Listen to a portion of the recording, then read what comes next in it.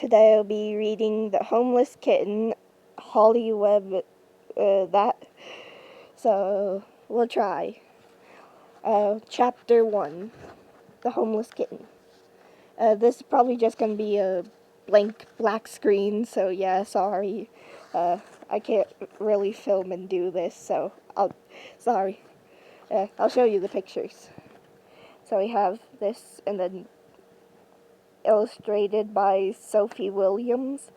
I think I said that right. Hey, stop bleeding. Yep, there we go. So, yeah. Hopefully you can hear me. I'm trying. There's other titles, so I'll show you that because I'm not reading them all.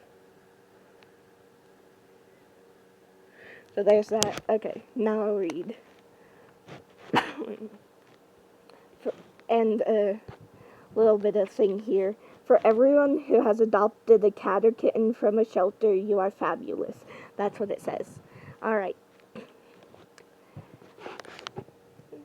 It has a little cat picture here. Chapter 1. You're coming with me, Lily? Are you sure? Dad grinned at her, widening his eyes and pretending to be shocked. I like the sound of a walk with you and Hugo in the woods. It'll be nice and cool under the trees. Anyway, Lily made a face back at him. I'd come with you more often if you didn't go so fast. You both have really long legs.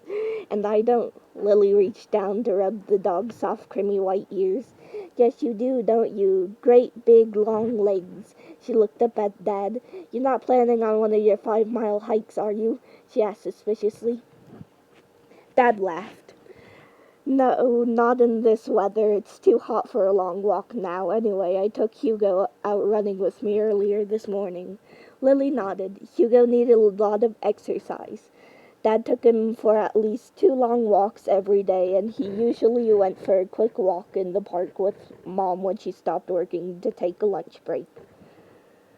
On weekends, Dad often took Hugo in the car to the hills just outside town for a really good run. Lily's big sister, Carly, loved to go with them. Sorry about that. Sorry, my mom was getting called. Anyways, back to this. Oh yeah, sorry, I forgot the picture here. Anyways, back to this. I'll just restart. Lily nodded. Hugo needed a lot of exercise. Dad took him for at least 2 long walks every day, and he usually went for a quick walk in the park with Mom when she stopped working to take a lunch break. On weekends, Dad often took Hugo in the car to the hills just outside town for a really good run. Lily's big sister, Carly, loved to go with them, but Lily wasn't a big fan. It always seemed to rain when she went on one of Dad's big days out. Hugo was mostly German Shepherd. Nobody was quite sure what else. Carly had told her that German Shepherds were originally bred from dogs trained to guard flocks of sheep from wolves and bears. They were used to working hard. Dad wanted a really energetic dog, and he'd fallen in love with Hugo at the animal shelter. He was so unusual with his white coat. The shelter staff said that Hugo had gotten too big for his elderly owner to look after properly, and at the time, he hadn't even stopped growing. Mom and Dad had explained to Lily and Carly that they'd have to be really gentle with him as he was a rescue dog, and because white German Shepherds could be quite sensitive and nervous. They weren't good as pets for people who were out at work all day. If they were left alone, they could end up damaging a house because they were so miserable. Luckily, Mom worked at home as a graphic designer, so Hugo was never by himself for long. Is Carly coming with us? Dad asked. Shout up the stairs for her, Lily. No, Mom's taking her to Macy's house in a minute. Macy has one of those giant inflatable pools in her backyard. Lily sighed enviously. It was the first week of summer vacation, and the weather was already so hot. Even though it was sweltering, Hugo was still excited for his walk. He was standing by the front door, staring at them both, his gleaming blue eyes hopeful. One of the boys in Carly's class had told her that Hugo was a spooky wolf dog because of his white coat and blue eyes, and Carly had gotten into trouble for chasing the boy around the playground. She adored Hugo even more than Dad did, and Hugo loved her to bits. Dad clipped on Hugo's leash and opened the front door. Hugo pulled Dad eagerly down the path, ready to get going, and Lily quickly slipped on her sneakers and hurried after them. "Bye, Mom. See you later, Carly." As they turned out of the gate, Hugo suddenly stiffened, his ears pricking forward and his tail flicking from side to side. Dad peered over the fence where Hugo was looking. "What are you so excited about?" "Oh, no, Hugo, no chasing cats." "Is it Pixie?" Lily ran down the path to look. "Hello, sweetheart." Pixie was a gorgeous silvery tabby cat who belonged to their next-door neighbor, Anna.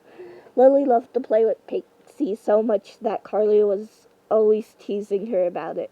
Everyone else in the family preferred dogs, but Lily's room was full of cat posters and cat books. Even her pajamas had kittens on them. Luckily for Lily, Pixie was always popping into their yard. Sometimes she even walked along the fence and then hopped onto the garage roof and in through Lily's bedroom window. Lily loved to pretend that Pixie was hers, but Mom always shooed the cat out whenever she saw her. She said it wasn't fair to Hugo letting a cat into his house. Now the tabby cat was perched on the fence looking down disapprovingly at Hugo, her tail swishing. Hugo had never chased Pixie, but Lily thought he secretly wanted to. He didn't like her walking across his yard. He always stared at her out of the long windows in the living room, his nose pressed up against the glass. If Pixie hung around for too long, Hugo would let out a series of loud barks. Here's the picture. Sorry, you can't see the girl there, or the cat well, but yeah. Anyway. Pixie rubbed her head against Lily's cheek, glared at Hugo, and jumped back down to the other side of the fence. Hugo barked and wagged his tail excitedly. "Come on, boy," Dad said gently. "Walk time, off to the woods." Hugo shook himself and headed out onto the pavement, Dad and Lily jogging after him. The little woods they were going to weren't far away, just a short walk up the hill. "Oh, that's nice," Lily sighed happily, lifting her hair up off the back of her neck as they walked under the trees. "It's so much cooler here in the shade. Look, Hugo likes it too. He must be so hot with all that thick fur." Dad nodded. "I think this is one of Hugo's favorite places. So many good smells and all those squirrels. And sticks." Lily grinned. Hugo loved it when they threw sticks for him to chase after. "Are you going to let him off the leash?" Dad looked around thoughtfully. Hugo was really good about coming back when he was called, but because he was so big, they had to be careful about letting him loose in case people were scared of him. "I don't see anyone else." "Yes, we'll let him off for a minute. It's more fun for him sniffing around bushes off the leash." As Hugo walked ahead, Lily and Dad chatted about what they were going to do over the summer. They'd gone on a great trip to a water park during spring break, so they weren't going anyway. "I want to clean up the shed," Dad told Lily. "It's so full of junk I can hardly get the lawnmower out." "That's not very exciting," Lily said, laughing. "You'll have to be careful, though, Dad. Have you seen the size of the spiders in that shed? I went in there yesterday to get the water guns, and I'm sure I saw one the size of my hand." I might wear gloves." Dad wrinkled his nose. "I suppose we should head back. It's almost time for lunch." "Hugo, come on, boy." Hugo was a little far away, gazing curiously through the bushes, a tail wagging. "Has he seen another dog?" Dad wondered, hurrying over. "Oh, really? That's awful. What is it?" "Someone left a lot of stuff here instead of taking it to dump." Dad pointed to a pile of furniture. An old sofa and a fridge and what looked like some kitchen cabinets. What a mess. I'll have to call the trash company when we get home, see if they'll come and take it away. I suppose the woods trail back behind those houses. Someone must have driven down the alleyway to the garages. Yes, look at the fence. Look, the fence is broken. It wouldn't have been too hard to get the stuff through here. That's really sad. Lily looked at the mess, frowning. Hey, Hugo, where are you going, silly? That's not a sofa for sitting on.